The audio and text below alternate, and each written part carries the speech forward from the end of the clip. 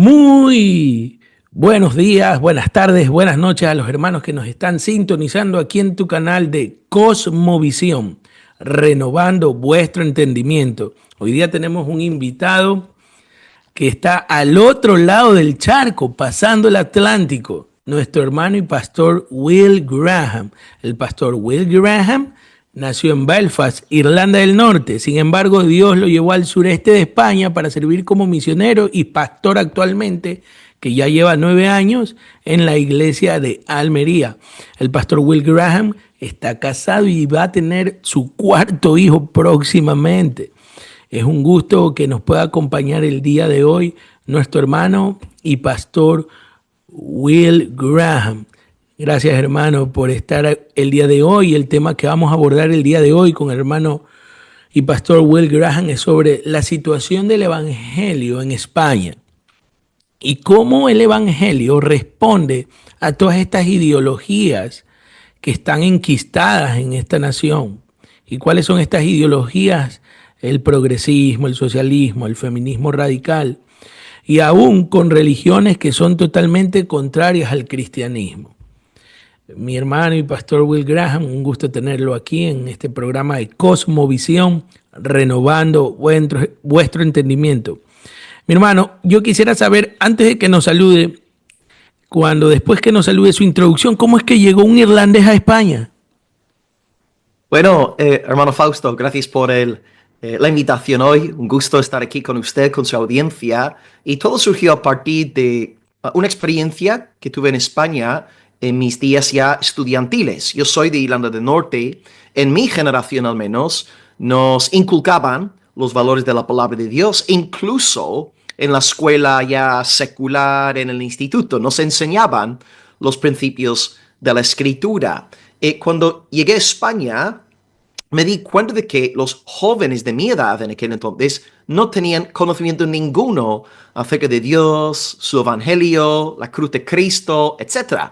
Y vi ahí la gran necesidad por la fiel predicación del evangelio en España. Así que lo que hice fue regresar a mi tierra, acabar mis estudios, y después de graduarme de la Queen's University, ahí en Belfast, la ciudad capital de Irlanda del Norte, donde se construyó el Titanic, pues volví a España para formarme ahí también a nivel teológico, y el Señor me abrió las puertas para evangelizar, predicar de su palabra, y me sentí muy útil, muy fructuoso en España. Y pues ya han pasado casi 20 años desde aquello, casi 2 décadas. Así que gloria a Dios por su bondad, y estoy aquí pues por esta convicción relacionada con la carencia del conocimiento del Evangelio que había visto en mi visita aquí hace ya casi 2 décadas. Wow, un gusto poderlo tener aquí, mi hermano, un invitado de lujo, por la gloria del Señor. Y mi hermano Will, yo creo que no solo España, sino que todo el mundo tiene necesidad del Evangelio, y usted vio necesidad en esta región. Mejor dicho, el Señor vio en usted para ser usado para llevarlo a esa región de España. ¿Cómo han respondido las personas en ese lado de España ante el Evangelio? Porque sabemos todos que la religión tradicional en España es el catolicismo. ¿Cómo han respondido ellos? ¿Cómo ha sido este proceso? ¿Cómo nació la iglesia? ¿Cuántos miembros hay en la actualidad? ¿Y cuáles son los retos de la iglesia en España en la actualidad?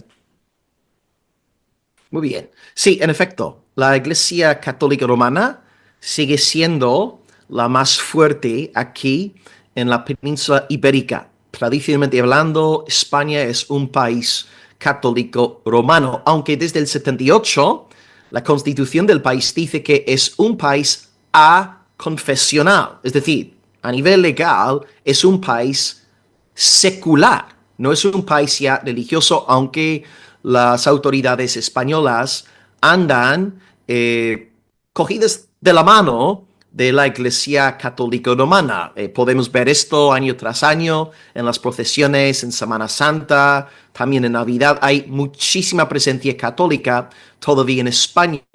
No obstante, hay cada vez menos católicos practicantes, algo muy común a la hora de evangelizar, que la gente dice es, yo soy católico, pero no practicante.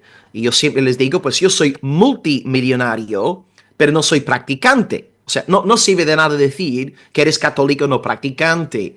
Y gracias a Dios, a partir del nuevo milenio, la iglesia evangélica ha empezado a crecer como nunca antes. Justo antes del nuevo milenio, éramos un 0.2% de la población española. Hoy por hoy, año 2025, constituimos ya casi el 2% de la población en España. Es decir, ha sido un salto gigantesco. La fe evangélica se ha multiplicado por 10 en poco más de 20 años. Sobre todo en las zonas de Barcelona, que están en el noreste, Madrid, la capital, todos conocéis Madrid, y aquí en Andalucía, en el sur, son las tres partes de España donde la fe evangélica está creciendo con bastante fuerza.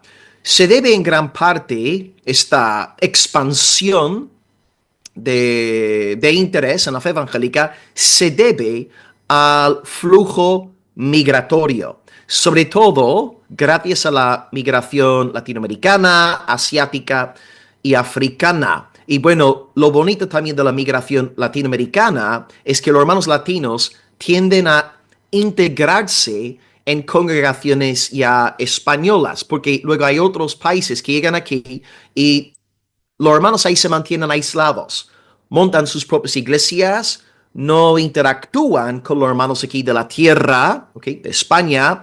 Y creo que es muy bonito ver esto en los hermanos latinoamericanos que llegan, que quieren formar parte de iglesias ya establecidas, tener comunión con los hermanos españoles. Y ahí veo una manifestación del reino de Dios, porque somos una sola familia, limpiados por una sangre, tenemos el mismo espíritu, mismo Padre, un solo bautismo, una sola fe. Así que creo que es muy bonito ver esto en carne propia, esta hermosa mezcla del pueblo español con hermanos de diferentes nacionalidades. Es que la fe evangélica ha crecido muchísimo en muy poco tiempo, y de hecho ha crecido tanto que ahora en España la segunda religión más grande es la fe evangélica. Número uno, por supuesto, la Iglesia Católica Romana, hay que reconocerlo. A pesar de el auge de la presencia de católicos no practicantes, sigue siendo la religión más seguida. Número dos, ahora es la fe evangélica. O sea, ha superado ya al Islam. Pero el Islam está también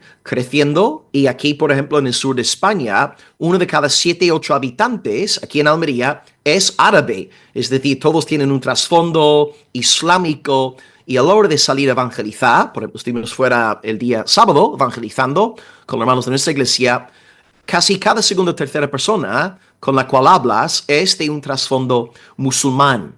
En cuanto a la iglesia evangélica en España, realmente fue fundada a partir ya del siglo XIX. La Iglesia Evangélica Española es la iglesia protestante más antigua aquí en esta tierra, pero sí que es cierto que hubo unos reformadores españoles ya en el siglo XVI que habían leído los escritos de Lutero, que conocían a Calvino, pero tristemente aquella obra fue rápidamente suprimida por la Inquisición española. Algunos protestantes consiguieron escaparse de España, otros fueron martirizados. Así que la fe protestante lleva en España desde el siglo XVI, pero más concretamente, para hablar en nuestros términos de hoy, a partir del siglo XIX. Y gracias a Dios, después de la transición a la democracia, ahora España es un país pues abierto a otras confesiones religiosas, y en este sentido la fe evangélica tenemos libertad para divulgar nuestra fe, para predicar la palabra de Dios, y hay que dar gracias al Señor por esta bendición. Así que la fe evangélica en España lleva desde el siglo XIX, más o menos, aunque sí que hubo brotes de reforma en el siglo XVI que fueron prontamente apagados. Y no sé qué más. Los desafíos, sí, pues desafíos. La Iglesia Católica Romana sigue siendo un desafío que debemos, como creyentes aquí en este país, saber cómo interactuar con un católico, usar argumentos bíblicos para defender nuestra teología, porque ya sabrá, hermano, que los católicos creen toda una serie de cosas que los evangélicos rechazamos, porque estamos comprometidos con la autoridad de la Santa Escritura. Por ejemplo, el purgatorio, el papado, los libros apócrifos, salvación por obras, la Mariología y podría seguir. Entonces necesitamos formarnos para conocer las doctrinas católicas y saber cómo refutarlas. Un segundo desafío es el tema del Islam, que está creciendo no solamente en España, sino en toda Europa. Y claro, pues en cuanto a los desafíos aquí en España, por supuesto, está el tema de la Iglesia Católica Romana, sigue siendo la religión mayoritaria en el país. 53% de los españoles se considera católicos, pero 17% practicantes.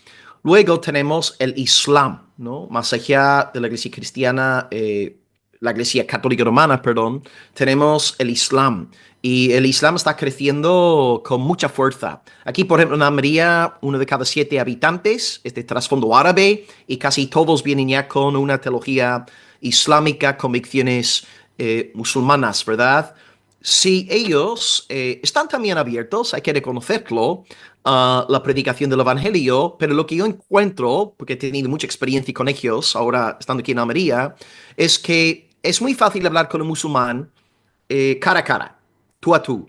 Pero si están en un grupo, muchas veces se ponen agresivos, porque claro, para ellos la fe cristiana es apostasía, es una religión de los infieles. Y entonces creen que delante de su grupo tienen que de alguna forma defender su legado religioso y por eso en grupo es un poco más peligroso. Incluso han llegado a amenazarme, ¿no? Pero hablando tú a tú cara a cara, incluso con varones, están abiertos a hablar sobre estas cosas y predicamos el Evangelio porque, por supuesto, los musulmanes respetan a Jesús y hay algunos puntos de contacto ahí que tenemos también con ellos y tienden a ser también personas respetuosas, al menos en cuanto a la evangelización en este sentido. No es que todos vayan a convertirse, no es que vayan a acercarse a la iglesia, pero al menos sí nos prestan oído, reciben la palabra y oramos por estas semillas sembradas. Así que diría, un desafío muy grande es la Iglesia Católica Romana, que sigue siendo la religión más grande en el país, el Islam también. Y luego, en tercer lugar, entre los jóvenes aquí europeos, es el ateísmo. Justo el sábado tuve una charla magnífica con un joven de 19 años, muy arraigado en su ateísmo. Y después de una breve charla, pude demostrarle algunos de los errores de la cosmovisión atea. Y hay cada vez más ateos, ¿no? En cuanto a la juventud, sobre todo los menores de 45, 40 años, predominan los ateos. Creo que muchos están desilusionados con la religión tradicional, la Iglesia Católica Romana, y han tomado refugio, pues, en el ateísmo. Así que en cuanto a los desafíos ideológicos, religiosos, diría que, número 1, la fe católica romana; 2, el Islam; y 3, el ateísmo. Son los 3 grandes campos de batalla que tenemos los evangélicos hoy en España. Wow, hermano. Impresionante labor que usted está haciendo allá. Sería el sureste de España, Almería, ¿no? Sí, extremo sureste, en efecto, está en la costa, sí. Sí, y bueno, ¿y cómo han respondido los cristianos al reto de la evangelización? Porque yo estoy convencido que la evangelización es el deber ser del cristiano. El cristiano debería ser como un pez en el agua en el evangelismo, porque es la naturaleza del cristiano, del nacido de nuevo, compartir las buenas nuevas de salvación. ¿Cómo ha sido este proceso de poder? Porque yo, perdón, tal vez lo voy a decir, algunos, es como una dicotomía, un antagonismo. Pareciera que el evangelismo es el deber ser cristiano, pero parece que en América Latina es lo que vivimos. Parece que el evangelismo es la última rueda del coche y no se la practica y se la tiene siempre a un lado, que solo es para el pastor, para el grupo de evangelismo, para cierto grupo de hermanos que son teólogos. ¿Cómo ha sido el reto en la congregación que usted pastorea, mi hermano, de llevar el evangelismo al uno a uno, el cara a cara, llevar la palabra de Dios al pueblo donde ustedes viven? Sí, creo que toda nuestra vida debe ser una vida evangelística en el sentido de que de lunes al sábado, de lunes al viernes, estando yo en el lugar de trabajo, debo ser un embajador del reino de los cielos. O sea, tengo que ser sal, luz, brillar con la luz del Señor y compartir la palabra de Dios con mis compañeros en el lugar de trabajo y, por supuesto, llamamos a los hermanos de la iglesia a ser ministros eficaces del nuevo pacto, a predicar la palabra, dar un buen testimonio y más allá de esta evangelización, digamos, personal, luego está la evangelización congregacional. En España no es algo realmente muy popular, no, es bastante difícil encontrarnos con iglesias entregadas a la tarea de la evangelización, pero bueno, hay algunas iglesias que están comenzando. Aquí también en Almería nosotros tenemos un equipo. No es, a ver, el sábado salimos 10 hermanos, somos una iglesia de 60, no llegamos a 65 miembros, así que 10 de 65, aunque bueno, no todos eran ya miembros de la iglesia el día sábado, así que ya uno va haciendo una idea. Por supuesto, deseamos que este sentir se expanda y que llegue también a otras partes de Almería, otra iglesia también que está empezando a hacer clases de evangelización, que quieren salir también a la calle, y en esto me gozo, pero creo que también hay mucho temor, mucho miedo. Nos espanta, ¿verdad? La idea de salir a la calle y compartir la palabra porque no queremos convertirnos en el hazme reír de la gente. Aquí no hay muchas burlas, vituperio y a veces no queremos a veces ser así rechazados. Y luego, a nivel puramente intelectual, podemos pensar, ¿qué pasa si alguien dice algo y yo no tengo la respuesta? Una cosa que siempre te dicen en la calle es, bueno, si Dios existe, ¿por qué hay tantos niños muriendo de hambre ahí en Gaza? ¿Cómo explicamos la guerra en Rusia y Ucrania? O sea, son cosas que están ahí. Hablas con cualquier persona en la calle, enseguida te va a soltar una frase de esas. Entonces uno a veces piensa, uff, si alguien me ataca o alguien me saca un argumento y no sé responder, pues prefiero quedarme en casa y no salir a evangelizar. Así que creo que hay temores de a lo mejor hacer el ridículo y luego también está el temor de no saber responder a las, bueno, preguntas o a los ataques de los interlocutores. Así que son, sí, algunas razones que suelen darse a la hora de no evangelizar y debemos orar en ese sentido, ¿no? Porque es muy fácil acomodarnos y estar tranquilos y tener una fe pasiva cuando Dios nos llama a ser activos en la propagación de la fe. Justo esta mañana estaba leyendo la carta que el Señor dio a la iglesia de Éfeso a principios de Apocalipsis capítulo 2, del 1 al 7, y el Señor Jesús reprende a la iglesia, porque los hermanos habían dejado de hacer las cosas con este celo, con este primer amor. Yo empecé a pensar mi propia vida cristiana. ¿Qué cantidad de cosas hacía yo mis primeros años que hoy no estoy haciendo, ¿no? A lo mejor a principios de mi vida cristiana estaba evangelizando día tras día sin parar, y ahora estoy haciendo lo mismo, ¿no? Antes ayunando, ahora estoy ayunando, antes oraba horas, ahora estoy orando esas horas. O sea, ¿qué pasa? Mi pastor bautista, Charles Spurgeon, que si nosotros no nos preocupamos por la salvación de otras almas, él decía que él dudaba, de hecho, de la salvación de aquellos que no tenían una genuina inquietud por la salvación de otros corazones, porque si de verdad somos salvos, vamos a desear que muchas otras almas sean añadidas al arca de la salvación. Amén, mi hermano. Qué gusto saber que el Señor no para de hacer su labor, ¿no? A veces, y me he incluido, Dios mío, todo lo que se levante en contra de tu verdad, gobernantes, ideologías, sistemas políticos, digo, tú sigues obrando, Señor? Sí, sigue obrando. A pesar de que muchos digamos, no, estamos en tiempos oscuros, pero aún sigue obrando el Señor.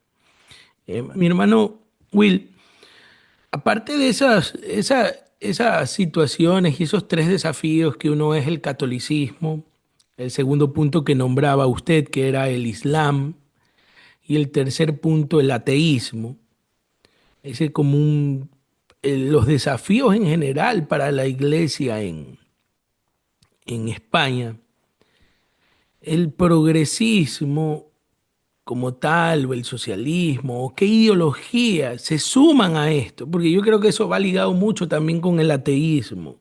Creo que eso ha alimentado al ateísmo. Y cuáles son, qué ideas se han levantado contra el cristianismo. Y a propósito, yo escuché hace 2 semanas al pastor Sujel Michelén en la escuela dominical sobre que mencionaba que en el mes de junio se había levantado una normativa de que en las iglesias cristianas no podría hablarse mucho en contra de algunas ideologías de tendencias personales que tenía alguien en el ámbito sexual porque podrían ser que esa persona acepte y cambie su manera de pensar y las iglesias pudieran ser tal vez o pastores judicializados. ¿Esto es verdad que sí, mi hermano? Sí, sí, 100%. Esto pasó justo a finales de junio y la Alianza Evangélica Española sacó un comunicado que está online y puedo, si quieres, pues puedo hablar de este tema si quieres ahora, no tengo ningún Sí. problema. Sí, sí, sí, Ujú. claro. Pues sí, un poco del trasfondo, esta situación surgió a raíz del partido que está ahora mismo en el poder aquí, el PSOE, que es el Partido Socialista Obrero de España. El presidente, bueno, primer ministro, porque aquí tenemos el rey, está el rey Felipe. El primer ministro es Pedro Sánchez. Él está aquí a cargo desde 2018. Él es el séptimo primer ministro de España desde la transición a la democracia después de la muerte del general Franco, ¿no? Franco murió a finales del 75. Luego, a los 2 días, estaba proclamado Juan Carlos, padre de Felipe, como rey y así se dio, bueno, eso inicio a lo que conocemos como la democracia ya española. Y tristemente el PSOE, a lo largo de los últimos años, décadas, siempre con sus tendencias progresistas, pues han implementado varias leyes que atentan directamente contra la ética cristiana. Ya por el 85, el PSOE, en aquel entonces estaba a cargo Felipe González. Él era un agnóstico, no era un católico practicante, sino un agnóstico. Él ya aprobó en el 85 el aborto, y esto ya en el año 85. Luego, en el 2005, bajo Zapatero, que es un agnóstico también, pues él aprobó el matrimonio entre personas del mismo género. Y así España se convirtió en el tercer país del mundo en aprobar semejante ceremonia. Número uno, Países Bajos. Número dos, Bélgica. Y tres, pues aquí en España. Luego, 2010, el PSOE de nuevo aprobó una nueva ley relacionada con el aborto, también bajo Zapatero, y decían que una mujer, las primeras 14 semanas de su embarazo, en cualquier momento, ella libremente puede abortar por la causa que sea. O sea, porque en el 85, cuando Felipe González aprobó el aborto, apelaron a argumentos tales como la violación, cuando la salud de la mujer, cuando corre riesgo su salud, o cuando hay malformaciones en el feto, en el bebé que está ahí en el vientre. Usaban al menos algunos matices para justificar el aborto, pero ya en el 2010 no. Primeras 14 semanas, si tú quieres abortar, ánimo, adelante, puedes hacerlo. Luego, 2021, también el PSOE aprobó la ley de la eutanasia y así España se convirtió oficialmente en el séptimo país del mundo en aprobar la eutanasia, 198 votos a favor, 142 en contra. Luego, 2022, otra ley del PSOE relacionada con el aborto, quitaron la parte de la ley que decía que los menores de edad, es decir, las chicas de 16 y 17 años, para abortar necesitan consentimiento paternal. En el año 2022 quitaron todo eso, así que una muchacha de 16, 17 años puede ella misma tomar la decisión de abortar sin contar con sus padres. Y también en aquella ley prohibieron el llamado acoso a mujeres que acuden a clínicas para abortar y ahora esto se considera un delito. Por ejemplo, lo que tú no puedes hacer ahora es ponerte delante de una clínica que realiza abortos y ponerte a orar, a compartir el evangelio con estas mujeres. Esto ya es un delito que se castiga según la ley española. Luego, acercándonos al tema que tú has mencionado, en el 2023, el PSOE de nuevo, bajo Pedro Sánchez, pues promulga lo que es conocido como, al menos entre nosotros, la ley trans. Esto significa que a partir de los 16 años, tú tienes el derecho a la autodeterminación de tu género. Y nadie es quien para poner en tela de juicio tu autodeterminación. Entonces, si yo te digo, Fausto, yo soy una mujer, tú sí o sí tienes que reconocer mi identidad así. Entonces yo a partir de los 16 años, si digo que soy lo que sea, pues tú tienes que respetar mi identidad que yo determino que yo. Es un acto de autodeterminación y ahí ya prohibieron las terapias de conversión. Y ahora, ¿qué es lo que ha pasado ahora que ha comentado seguramente Sujel en la predica? Pues lo que están haciendo con esta ley trans ahora, porque ya habían prohibido las terapias de conversión en 2023, lo que quieren hacer ahora con esta ley es eh, colocar esta ley dentro del ámbito del Código Penal. ¿Y esto qué significa? Pues es un salto cualitativo, porque quiere decir que ahora, si tú violas esta ley, que tú podrás ser sancionado con desde 6 meses hasta 2 años en la cárcel. Y te pongo un caso muy práctico. Y aquí vas a ver la razón por la que la Alianza Evangélica Española ha levantado la voz. Digamos que un feligrés se acerca a su sacerdote, porque España todavía, ¿no? 53% aquí católicos, un feligrés se acerca a su obispo, su cura, o un feligrés evangélico se acerca a su pastor. Abre su corazón y dice que desea volver a alinear su género con su sexo biológico. Pues si tú intentas de alguna forma convencerle acerca de este asunto, o si tú le das la razón y le apoyas en esta transición, tú ahora serás hallado culpable ante la ley. El único país que tiene ahora mismo una ley más extrema en este sentido es en Canadá, ¿verdad? Que los pastores literalmente no pueden decir nada. Y es un gran problema porque no es simplemente, uno a lo mejor podría entender que las autoridades lleguen a castigar a aquellos que están activamente saliendo a las calles diciendo los hombres son hombres, las mujeres son mujeres y están activamente promulgando esto. Ahora, yo estoy de acuerdo en el sentido de que hay que salir y decir que hombre es hombre, mujer es mujer, y debemos estar anunciando los principios de la palabra. Pero la ley ahora es más estricta. No simplemente castigar a aquellos que están diciendo un hombre es un hombre, una mujer es una mujer. Ahora la ley es a nivel pasivo, si alguien me busca, se acerca a mí pidiendo ayuda y yo les concedo dicha ayuda por amor pastoral, yo puedo ser sancionado por la ley. Así que es un ataque a la libertad de esta persona, porque claro, están aquí defendiendo todo en el nombre de la autodeterminación, pero si un feligres quiere alinear su género con su sexo biológico, pues ¿qué pasa con su libertad de autodeterminación? Si ya deja de creerse estamos hablando de un hombre, y este hombre ya no quiere seguir viviendo como si fuera una mujer y quiere ser un hombre, y yo le animo en este proceso, pues la ley me va a castigar por respetar su autodeterminación, porque él quiere ser lo que realmente es. Y así la Alianza Evangélica sacó un comunicado justo a finales de junio, porque esta propuesta de meter esta ley al ámbito del Código Penal fue justo a finales de junio y la Alianza Evangélica ha dicho pues básicamente dos cosas. Número uno, se oponen a la expresión terapias de conversión, ya que es una expresión peyorativa que evoca imágenes de tortura, manipulación, cuando en realidad cuando estamos ayudando a gente necesitada, lo hacemos con amor pastoral. Lo hacemos Así con es. cariño porque realmente estamos preocupados por el bienestar de la persona.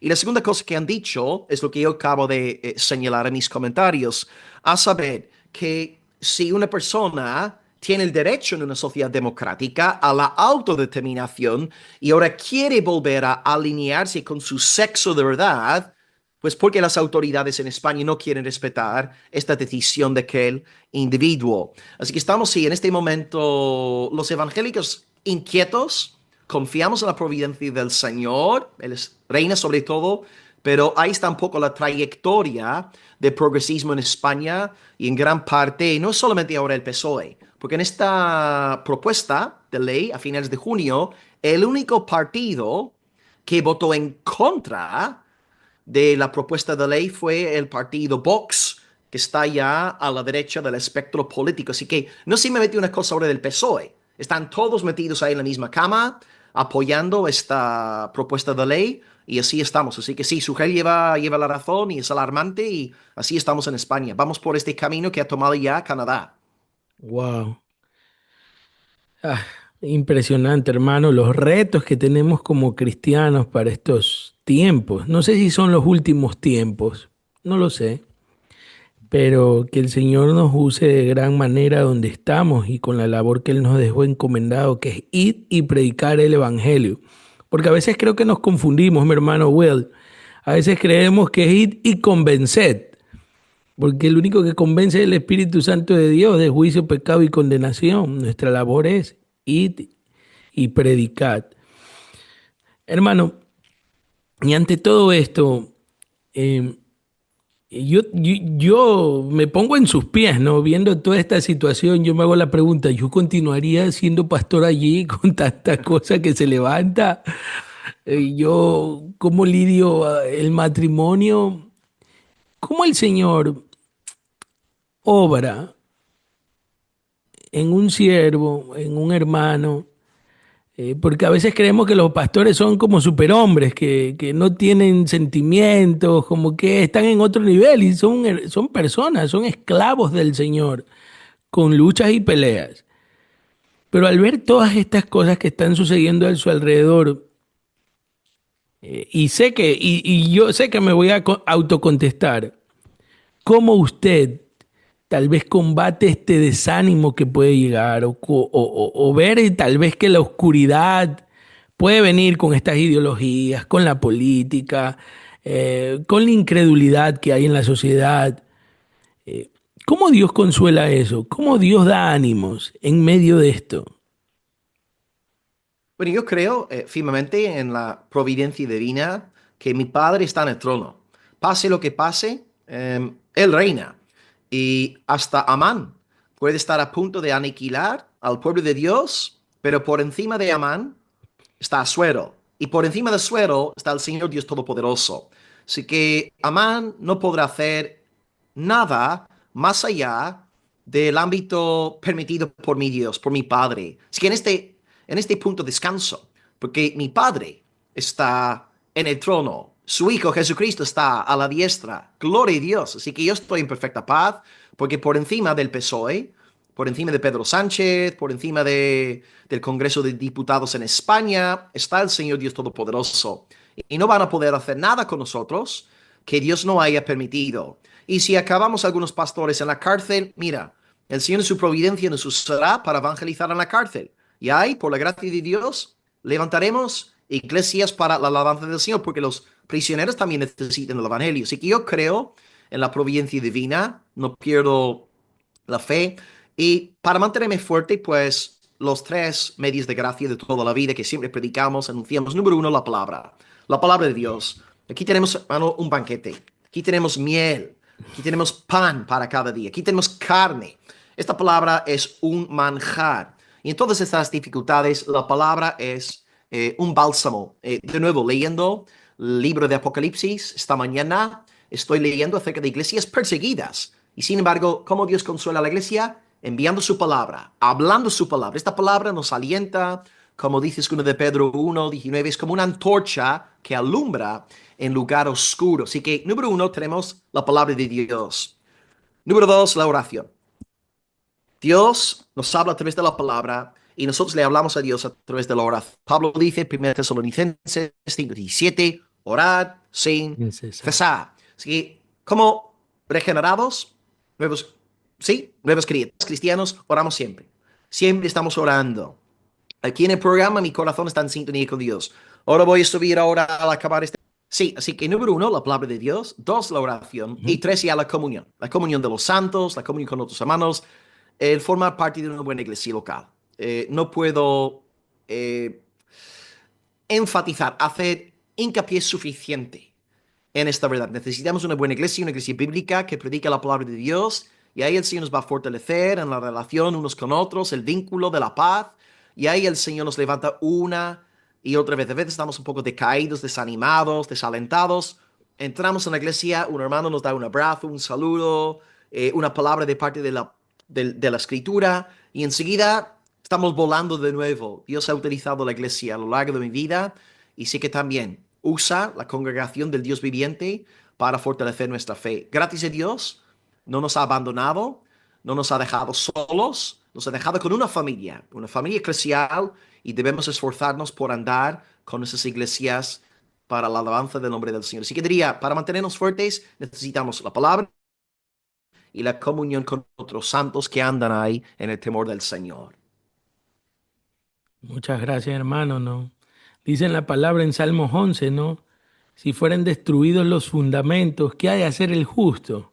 Jehová está en su santo templo, Jehová tiene en el cielo su trono, y sus ojos ven, sus párpados examinan a los hijos de los hombres.